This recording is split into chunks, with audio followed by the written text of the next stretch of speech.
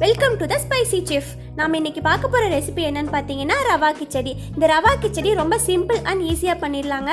So video skip பண்ணாமல் பாருங்கள். வீடியோக்குள்ளே போகிறதுக்கு முன்னாடி இந்த சேனல் நீங்கள் சப்ஸ்கிரைப் பண்ணாமல் இருந்தீங்கன்னா மறக்காமல் சப்ஸ்கிரைப் பண்ணிடுங்க. பக்கத்தில் இருக்க பெல் ஐக்கானையும் ப்ரெஸ் பண்ணிடுங்க. அப்போ தான் நான் டெய்லி போடுற வீடியோஸ் எல்லாம் உங்களுக்கு நோட்டிஃபிகேஷனாக வரும். வாங்க இப்போ நம்ம கிச்சடி எப்படி செய்கிறதுன்னு பார்க்கலாம். கிச்சடி செய்கிறதுக்கு ஃபஸ்ட்டு நம்ம ரவையை வறுத்து எடுத்துக்கலாங்க. அதுக்கு இந்த மாதிரி கடாயில் 1 ஸ்பூன் நெய் சேர்த்துக்கிறேன். நெய் சூடானதும் நான் ரவை இதில் போட்டு கொஞ்சம் பொன்னிறமாக வர வரைக்கும் வறுத்து எடுத்துக்கிறேன். பாருங்கள், இந்த மாதிரி ரவையை சேர்த்துட்டு நல்லா வறுத்து எடுத்துக்கலாம். பாருங்கள், ரவை வந்து கொஞ்சம் பொன்னிறமாக வந்துருச்சு. இந்த ஸ்டேஜில் நான் வேற ஒரு பவுலுக்கு மாற்றி வச்சிடுறேன். இப்போ அதே கடாயில் நான் 2 டேபிள் ஸ்பூன் அளவுக்கு கடலெண்ணெய் சேர்த்துக்கிறேன். எண்ணெய் சூடானதும் 1/2 ஸ்பூன் கடுகு சேர்த்துக்கலாம். கடுகு பொரிஞ்சதும் 1 ஸ்பூன் கடலைப்பருப்பு சேர்த்துக்கலாம். அது கூடவே கொஞ்சம் கருவேப்பிலை சேர்த்து நல்லா வணக்கி விட்டுடலாம். இது கூடவே ஒரு 7-8 முந்திரி பருப்பு சேர்த்து நல்லா எண்ணெயிலே வணக்கி விட்டுடலாம்.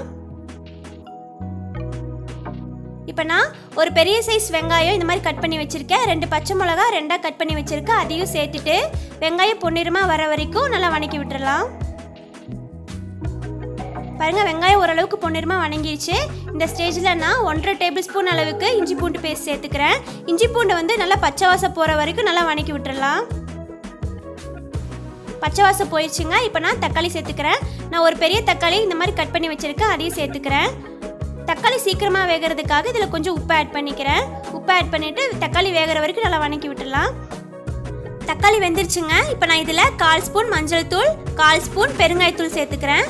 இது கூடயே நான் கட் பண்ணி வச்சுருக்க வெஜிடபிள்ஸ் சேர்த்துக்கிறேன். நான் கேரட், பீன்ஸ் இந்த மாதிரி சின்னதாக கட் பண்ணி வச்சுருக்கேன். அதெல்லாம் சேர்த்துட்டு எண்ணெயிலேயே வெஜிடபிள்ஸ் எல்லாம் கொஞ்சம் ஃப்ரை ஆகிற வரைக்கும் வணக்கி விட்டுடலாம். பாருங்கள், இஞ்சி பூண்டு பேஸ்ட்டு கூட வெஜிடபிள்ஸ் எல்லாம் நல்லா ஸ்ப்ரெட் ஆயிடுச்சு. இப்போ நான் காய் வேகிறதுக்காக கொஞ்சம் தண்ணி சேர்த்துக்கிறேன். தண்ணி சேர்த்துட்டு ஒரு 5 மினிட்ஸ் மூடி வச்சிடலாம். காய் வேகிற வரைக்கும் வெயிட் பண்ணலாம். 5 மினிட்ஸ் ஆயிடுச்சுங்க. இப்போ ஓப்பன் பண்ணி பார்க்கலாம். தண்ணியெல்லாம் ட்ரை ஆயிடுச்சு. காயெல்லாம் ஓரளவுக்கு நல்லா வெந்துருச்சுங்க. இந்த ஸ்டேஜில் நான் கிச்சடிக்கு தேவையான அளவு தண்ணி சேர்த்துக்கிறேன்.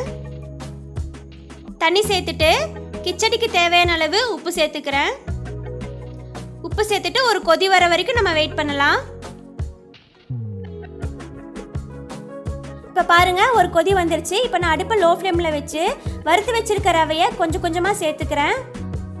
ஒரே டைமில் எல்லாம் சேர்த்துக்கிட்டிங்கன்னா உங்களுக்கு கட்டி சேர்ந்துடும். அதனால் கொஞ்சம் கொஞ்சமாக சேர்த்து இந்த மாதிரி கிளறி விட்டுருங்க. இப்போ பாருங்கள், தண்ணியெல்லாம் ட்ரை ஆயிடுச்சு. ரவையும் நமக்கு நல்லா வெந்துருச்சு. இப்போ நான் கொத்தமல்லி தழை தூவி ஒரு டைம் நல்லா கிளறி விட்டுடலாம். இப்போ கடைசியாக 1 ஸ்பூன் நெய் சேர்த்து ஒரு டைம் நல்லா கிளறிக்கலாம். நெய்யெல்லாம் ரவையில் நல்லா ஸ்ப்ரெட் ஆகிற வரைக்கும் இந்த மாதிரி கிளறி விட்டுடலாம். கிளறிட்டு நம்ம அடுப்பு ஆஃப் பண்ணிக்கலாம். அவ்வளோதாங்க, ரவா கிச்சடி நமக்கு சூப்பராக ரெடி ஆயிடுச்சுங்க. இந்த கிச்சடி நம்ம கல்யாண வீட்டில் சாப்பிட்ற மாதிரியே ரொம்ப டேஸ்ட்டாக இருக்குங்க. நீங்களும் இந்த மாதிரி ட்ரை பண்ணி பாருங்கள். ட்ரை பண்ணி பார்த்துட்டு எப்படி இருந்துச்சுன்னு கமெண்ட்டில் சொல்லுங்கள். உங்களுக்கு இந்த கிச்சடி பிடிச்சிருந்துச்சுன்னா லைக் பண்ணுங்கள், ஷேர் பண்ணுங்கள், கமெண்ட் பண்ணுங்கள். மறக்காமல் சப்ஸ்கிரைப் பண்ணுங்கள். பக்கத்தில் இருக்க பெல் ஐக்கானை ப்ரெஸ் பண்ணுங்கள். தேங்க்ஸ் ஃபார் வாட்சிங்.